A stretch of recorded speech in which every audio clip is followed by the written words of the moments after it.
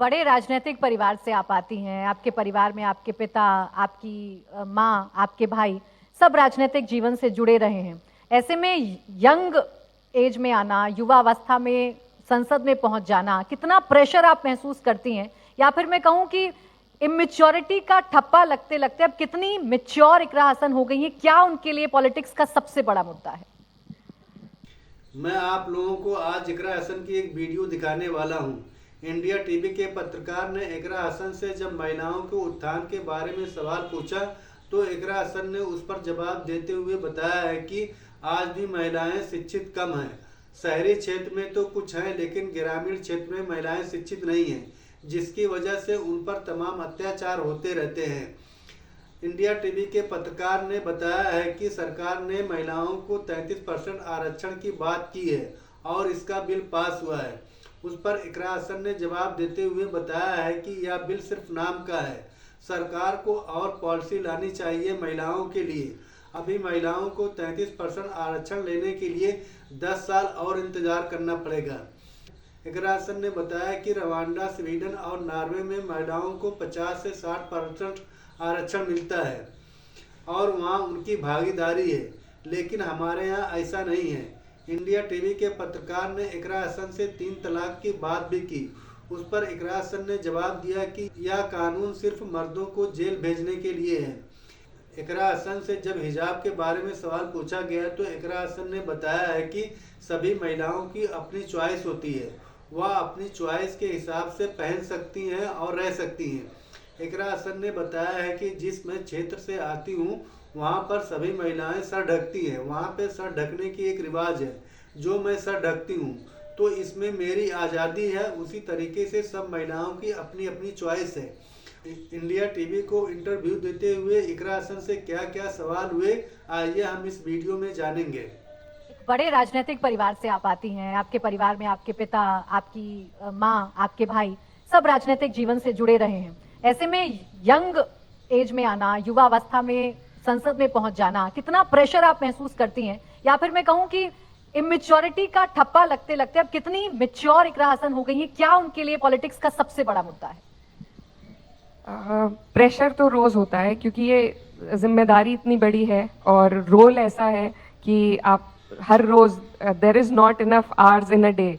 जितना काम है एक सांसद के ऊपर, जितना बड़ा क्षेत्र होता है, जितने लोगों की उम्मीदें होती हैं, तो दिन में उतने घंटे ही नहीं हैं।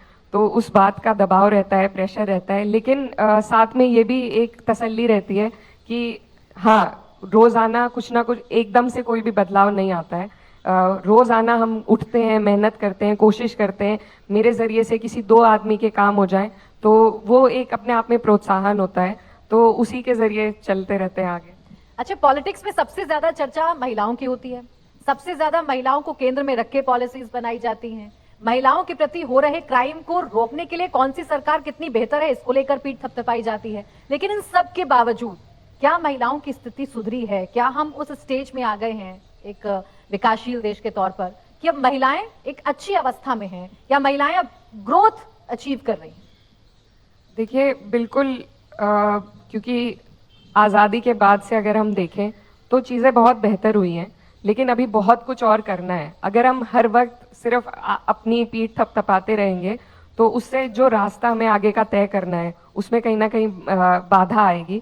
तो मुझे लगता है बहुत कुछ हुआ है और बहुत कुछ की ज़रूरत भी है।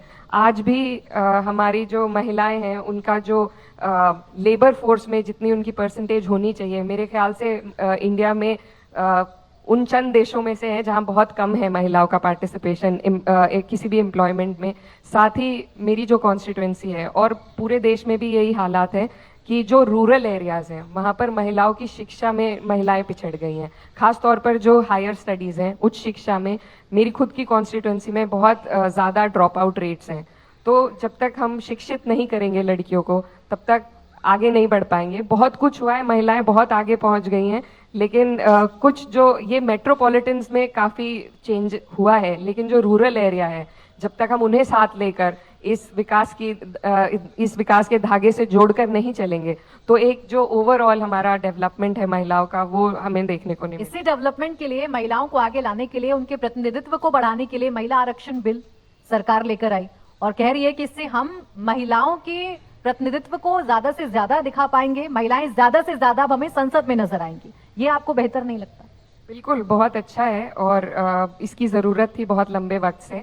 हमारे देश में आज सिर्फ 14% महिलाएं हैं लोकसभा में, तो इसकी हमें बहुत ज़रूरत है। रवांडा में 61% महिलाओं का पार्टिसिपेशन है पार्लियामेंट में, स्वीडन में है, नॉर्वे में है, कई ऐसे देश हैं जहाँ पर लगभग 50% पहुँच गए हैं। तो इस चीज़ की हमें बहुत ज़रूरत है, लेकिन उसके बावजूद ये महसूस होता है कि अभी 10 साल और महिलाओं को वेट करना है।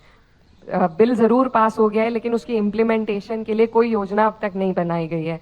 तो यही सवाल उठता है कि क्या ये सिर्फ एक चुनावी दाव था महिलाओं को वो करने के लिए?